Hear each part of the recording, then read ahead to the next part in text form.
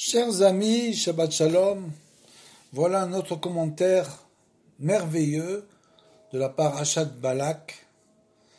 C'est une paracha sur laquelle nous avons beaucoup de questions. Et une des questions est comment Akadosh Baruch Hu, alors que finalement la volonté de Bilam était de maudire le peuple d'Israël, comment Akadosh Baruch Hu peut lui dire Koum, l'air itam, va avec eux, et par la suite l'air imanashim va avec ces gens. Rabbi Nachman nous enseigne que Yadoua Bema'amar Rabotenu Zal, donc il y a un grand clal, une grande généralité que nous enseignent les sages, c'est que Bederer chez Adam Rotse, la lech, les lech molechim oto, c'est-à-dire que on dirige et on pousse un homme à aller toujours dans le chemin que lui-même désire emprunter. Donc ce chemin-là que l'homme désire emprunter, on le pousse dans ce même chemin, et ça c'est un grand klal, une grande généralité de la Torah, et on va voir que c'est une chose pas du tout facile à comprendre. Qu'est-ce que ça veut dire que Akadosh Baruch Hu pousse un homme toujours dans le chemin que lui-même désire emprunter. Donc c'est ce klal Yadoua Ma'amar Rabotenu Zal shebederer she'adam rotze lalech molichim oto umize baim kol ha'etzot hamekulkalot, et nous dit Rabbi Nachman, et de là viennent tous les mauvais conseils. Tous les conseils foireux, en quelque sorte, viennent uniquement de ce grand klal-là. Pourquoi? Shenidmelo ki me'et Hashem em. Parce que cette personne qui conseille, et ça c'est une chose absolument incroyable, ce qu'il est en train de nous dire, c'est que finalement la personne qui va vous conseiller, à qui vous allez demander conseil, peut vous donner un très mauvais conseil, tout en pensant que c'est Hachem lui-même qui lui dicte sa voie. Donc Hachem lui dicte sa voie et lui il va vous conseiller. Il a l'impression, ou bien il vient au nom de Dieu en disant Bezrat Hashem, c'est comme ça, c'est Bezrat Hashem, mais c'est pas du tout Bezrat Hashem. Et c'est Nidmelo qui met Hashem aime, Osha Sadik Aslo, ou bien car que le Sadik même l'a conseillé comme ça. Alors, vous allez me dire, qu'est-ce qu'il faut faire? Qu'est-ce qu'on doit faire finalement si on peut écouter aucun conseil, si on pense toujours que on sait jamais si ce conseil vient de Akadosh Baruch Hu ou pas, ou bien s'il suit le dicton que, comme un homme, il a ses idées, donc il pense que Akadosh Baruch Hu, puisque Molichim Oto, c'est-à-dire qu'il le pousse dans sa voie, il pense que c'est la voie de Dieu, et qu'en fait, c'est pas du tout la volonté divine. Il va simplement d'après sa volonté à lui, en pensant que c'est Dieu qu'il pousse, et donc il va conseiller les autres dans sa voie, mais peut-être que sa voie n'est pas bonne. Chez Melo qui met Hachem, il pense que ça vient de Dieu, lui, il est sûr, au Shat Sadik, ou Behemet Akol Mimeno Beatzmo. En fait, tout vient que, nous dira Benou, tout ne vient que de lui, en fait. Tous les conseils qu'il donne, toute la voie dans laquelle il se dirige, ça vient de lui, Mimeno Beatzmo. Que Moshe Nehemar, Evelet Adam, Tesalef Darko, comme il est écrit, l'homme dans sa folie détruit sa destinée. Pourquoi? Parce qu'il pense toujours que ça vient de Dieu, et donc il continue. Alors on va voir qu'est-ce qu'il faut faire. Alors qu'est-ce qu'il faut faire pour savoir finalement si ce qu'on fait c'est la voie de Dieu véritable ou bien ça vient de nous. L'homme dans sa folie détruit sa destinée, et c'est contre le Seigneur qu'il s'emporte, c'est-à-dire qu'il va contre finalement la volonté divine en disant que lui vient grâce à la volonté divine, que tout ce qu'il fait c'est dicté par Hachem. Mais comment tu sais que c'est dicté par Hachem? C'est une chose, un enseignement incroyable. Donc on l'a dit le passage, qui Moshe Shoalin et Tzadik Ken ou Mashiv, parce qu'il y a un klal comme ça, c'est qu'en fait, quand on demande ou au tzaddik, ou bien à Kadosh Baruch Hu, lui, il va répondre dans le même langage qu'on le demande. Si on demande, on lui dit aide-moi à faire ça, aide-moi à faire ça, il va répondre dans le même langage. C'est comme ça qu'Akadosh Baruch Hu répond. Ve'alken mi sherotse lachus al atzmo, et donc quelqu'un qui veut avoir de la pitié pour lui finalement parce qu'il ne sait pas s'il est dans la bonne voie. Comme disait le Baal Shem Tov, on le répète souvent, qui allait à contre-courant. Est-ce que la bonne voie c'est d'être comme tout le monde, ou bien la bonne voie c'est d'aller à contre-courant? Comment savoir le chemin de la vérité? Comment savoir? Mi sherotse lachus al atzmo, donc s'il veut connaître le chemin de la vérité, il ne veut pas s'éloigner de la vérité et tomber dans un mensonge collectif, nagid. Mais שרוצה לחוס על עצמו, באמת, צריך לבקש מאוד. בתחנונים, de demander tout simplement, crier beaucoup, demander à Akadosh Baruch Hu, faire beaucoup de doutes et demander à Akadosh Baruch Hu sans arrêt qui le guide vers le chemin de la vérité, vers le tzaddik à émettre, c'est tout, c'est aussi simple que ça.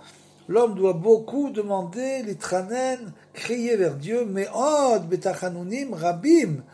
Et Hachem Itbarar de se rapprocher d'Akadosh Baruch Hu, et la tzaddik et le tzaddik émet, chez Yassimu Libam Etev Alma chez Naaseimo, pour qu'en fait, en suppliant donc Akadosh Baruch Hu qu'il prenne à cœur tout ce qu'il endure, donc il compatisse vraiment à son égard, en lui donnant un juste conseil il prie que Akadosh Baruch Hu lui donne un bon conseil, parce que lui, il souffre beaucoup, il veut se rapprocher d'Akadosh Baruch Hu, mais savoir que c'est le Emet, Dieu Emet. Ve sheyasimo libam etev, alma shenaase imo, verachamu alav, et qu'on ait de la pitié pour lui, be'emet, be'ofen, sheitnu lo etza metit, pour qu'il reçoive un véritable conseil de Akadosh Baruch Hu, véritable conseil, sheyatzliar al yede, les Natsar Emet, pour qu'il, bien sûr, pour qu'il se rapproche de la vérité. Voilà. Ce qu'on doit demander, c'est donc se rapprocher du sadique authentique de Akadosh Baruch Hu, et surtout se rapprocher de la vérité. Et ça, c'est écrit dans la paracha, dans un autre endroit, l'air imanashim va avec ces gens, et donc toujours ce klal qui revient chez Gadol, chez Derer Adam, Rotsal Eleched, Molchimoto, donc on pousse toujours un homme dans le chemin que lui, il entreprend. Parce que, finalement, on va expliquer pourquoi. Kemo shematzenu etzel Bilam, et c'est cette paracha de Bilam, Shamarlo, Hashem, Itbarach, l'air imahem. Quand je savais que Bilam voulait maudire le peuple d'Israël, et bien sûr s'opposer totalement à la volonté divine, totalement à 100%, et qu'est-ce qu'il lui a dit? Va avec eux. Pourtant, il aurait dû lui dire, tu ne bouges pas, ou bien, bien sûr, Rabbi Nachman explique dans une autre sikha que finalement, il a eu beaucoup d'empêchements. Il a eu la NES qu'il a frotté contre l'arbre, etc. Il a eu beaucoup d'empêchements que Akadosh Baruch Hu a quand même essayé de le dissuader. Mais finalement, voyant que sa volonté était de vouloir absolument maudire le peuple d'Israël, il va dire, l'air imahem va avec eux.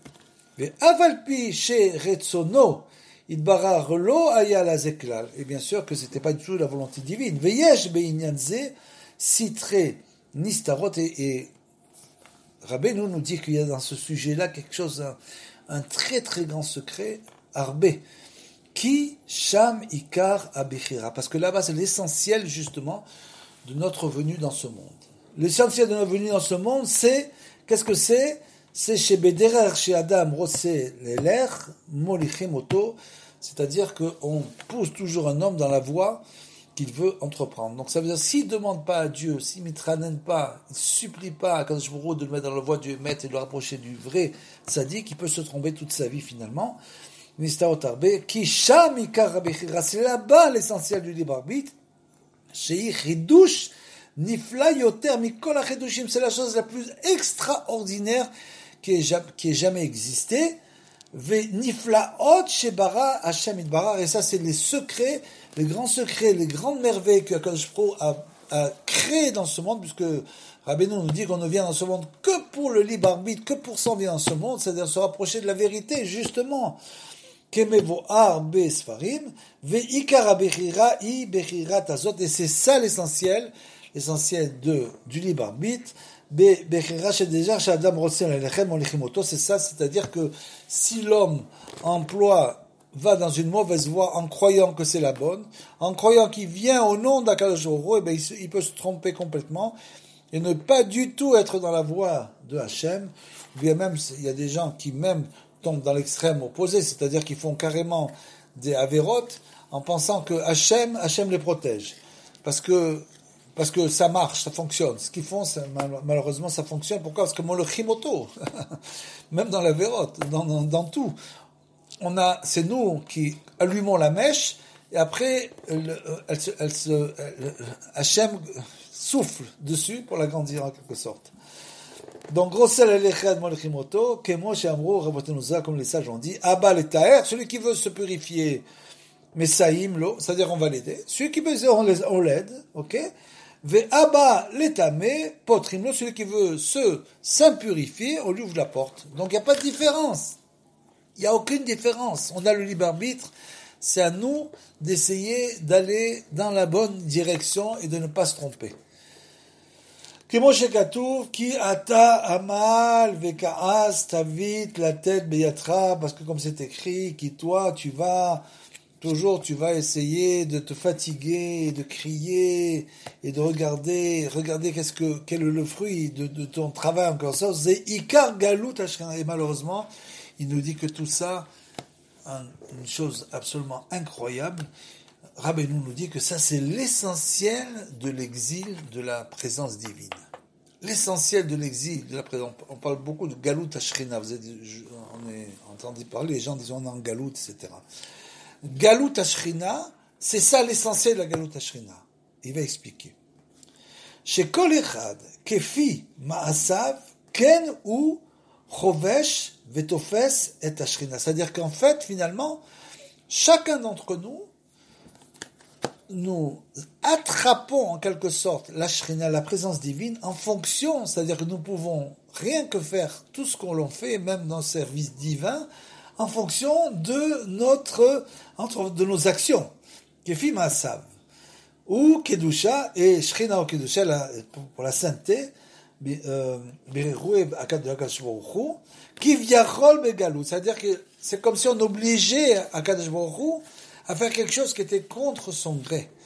Donc si on ne se met pas dans la voie de la vérité du Hémet, si on ne se rapproche pas vraiment de Akadosh Baruch Hu et du Hémet absolu, en demandant, en criant, en suppliant qu'il nous rapproche, à ce moment-là, il est possible de tomber dans une situation où on va servir Dieu selon notre volonté, selon nos actions, selon ce qu'on a envie de faire, et finalement, ce service divin, ça va être contre en quelque sorte la volonté de Dieu, et donc on va provoquer un exil de ça, un exil de la présence divine.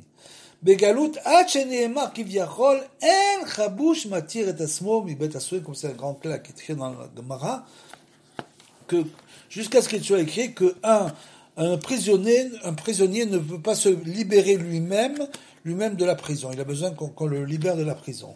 Kemo Shekatu Bezohar, Kadosh, comme écrit dans Kama Pamim dans le Zohar, Veze Shekatav Rabbeinu Zal, comme a écrit Rabbeinu, chez Aliede, chez Molichim, les Talmid, chez Noagun, parce que de la même manière que quelqu'un qui enseigne un élève qui n'est pas droit, qu'est-ce qui va se passer? Celui qui enseigne un élève qui n'est pas droit, comme dit Rabbeinu, il faut faire très attention de ne pas enseigner à des élèves qui ne sont pas droits. Donc chez Aliede, chez Molidim, Talmid, chez Noagun, Nitfas betfisat chaz veshalom ki al yedeze yachol atalmid liot nirshal yoter, c'est-à-dire que lui il va attraper en quelque sorte tomber dans ce qu'on va lui enseigner, essayer de l'appliquer, et malheureusement avec son esprit entre guillemets tordu, il va nirshal yoter, c'est-à-dire qu'il va tomber encore plus.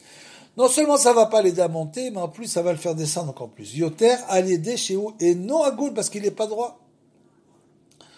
Ou mais à faire d'ivré Elohim Chayim, parce que et lui qu'est-ce qu'il fait? Il transforme tout dans le mal en quelque sorte. Donc cette transformation de la Torah dans le mal selon la conception de la personne d'un talmid qui est pas Goul, qui est pas droit, à ce moment-là ça peut faire des gros dégâts. Et il nous dit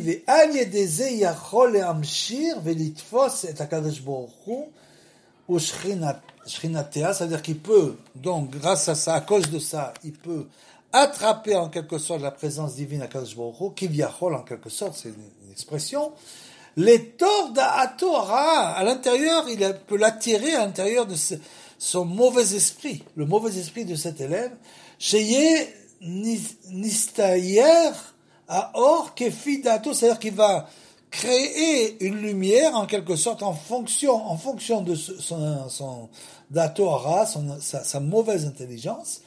Chez Zeikar Galut Hashem, et c'est ça ce qu'on appelle la Galut. La Galut, c'est comme on ne veut pas se rapprocher de Akadosh Baruch Hu de manière amétite, véritablement. On ne prie pas pour ça, on ne lui demande pas de nous guider sans arrêt dans les voies du Hémet, de nous rapprocher de lui et du Tzaddik à Hémet, que lui le fasse, que l'on lui donne lui le pouvoir total de nous aider à y arriver, et qu'on écoute sans arrêt si vous voulez, des cours. Ça peut être des cours sans arrêt sur une manière de vivre son judaïsme, qui n'est pas peut-être, bien sûr, qui connaît la vérité, qui n'est peut-être pas du tout la volonté divine. C'est pas du tout la volonté divine. Donc, pour ne pas tomber là-dedans, il faut simplement, comme on l'a dit, prier et l'itranène et supplier. C'est-à-dire qu'on a emprisonné en Kadosh Baruch Hu dans notre sechel à nous, qui n'est pas droit, et alors on sert Dieu, pas du tout comme on devrait le faire. Chabouch, il est prisonnier. Kivyachol, en quelque sorte. Et c'est ça qu'on appelle la Galut Hashrina. Vous vous rendez compte? Betfisat amochin shel atalmid shenu agun, et donc c'est ça, selon la compréhension de cet élève-là qui n'est pas droit, ad she muchacha kivyachol les anigo ou les saïo kefidato, jusqu'à ce qu'Akadosh Baruch Hu, en quelque sorte, entre guillemets, tout ça c'est imagé bien sûr, et va être en quelque sorte, d'après ce là chez Molichimoto, c'est-à-dire qu'il va le pousser dans sa voie, il va être obligé de le continuer à le pousser dans sa mauvaise voie. Et c'est comme ça qu'il va tomber encore plus, le Talmid Lo Hagun, ce qui n'est pas droit. Donc, en quelque sorte, puisque ce là est là, donc, il va dans une mauvaise voie, on le pousse là-bas à continuer dans cette mauvaise voie. Et c'est ça qu'on appelle vraiment la Galut Hashrina. Vechol ze mechamat koach habichira. Et tout ça pourquoi? Du fait que nous avons le libre arbitre, bien sûr. Sheyesh la tokev gadol me'ot kiyadua, qui a une très très grande force. Le libre arbitre, c'est quelque chose de très puissant. Veze shaya et tzad Bilam, c'est justement l'histoire de Bilam. Ce rachat, chez les Arti et Israël qui voulaient faire faute Israël, ve'atsato ve'aita amokamer de ses conseils étaient des conseils, il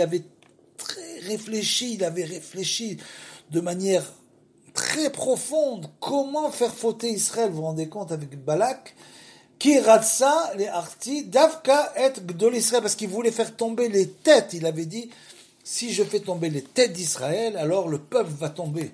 Vous vous rendez compte? Kemo Shamrou, nous comme les sages ont enseigné, Shamidianit, Amra, les Arti, Moshe, il voulait carrément faire fauter Moshe Rabbeinu en personne. Vous vous rendez compte? La force, un peu cette force de la Touma. Ils pensaient faire fauter Moshe Rabbeinu, mais bien sûr, ils ne sont pas arrivés. Chez Zelo Alta Beyada, mais bien sûr, ils ne sont pas arrivés à le faire. Aval Afal Piken, Irtinas Israël, et Manigadori. Là, ils ont bien sûr un des princes, ils ont fait fauter un des princes, comme on le voit dans le paracha, un des princes d'Israël, avec une Midianite, aux yeux de tout le monde. Velo Dai Shechata Kolkar Ad Gam Asirato Abal Dava, les avait à Midianite, les fait Moshe. C'est non seulement qu'ils ont réussi à le faire fauter, mais ils ont réussi de leur conseil perverse, ils ont réussi à faire venir ce prince d'Israël avec cette Midianite aux yeux de tout le peuple de Moshe. Vous vous rendez compte? Kiratsal et Atir Arayot Befaresa, qu'est-ce qu'il voulait? Il voulait permettre les relations interdites, bien sûr, en public. Parce qu'il dit, si je permets en public, après tout le monde va suivre. Et c'est exactement ce que a fait ce prince d'Israël avec cette Midianite, qui aya ikar kavanat Bilam, Aracha, c'était ça le plan de Bilam, Aracha, vers Sitra Chara et du mal, les forces du mal, להתגבר ברשותם כל כך עד שיתהפכו האמת לגמרי. Il voulait donc, qu'est-ce qu'il voulait faire? Il voulait inverser totalement la vérité לגמרי ולעשות מעבירה מצווה. Il voulait transformer en quelque sorte cette avéra monumentale en mitzvah aux yeux de tous. Qui Bilam aya tamé gadol, parce que c'est un grand tamé, on le sait, c'était le plus grand tamé qui ait jamais existé, être impur qui ait jamais existé.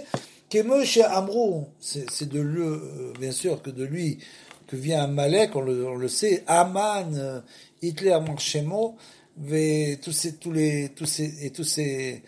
ses compères viennent de Bilam.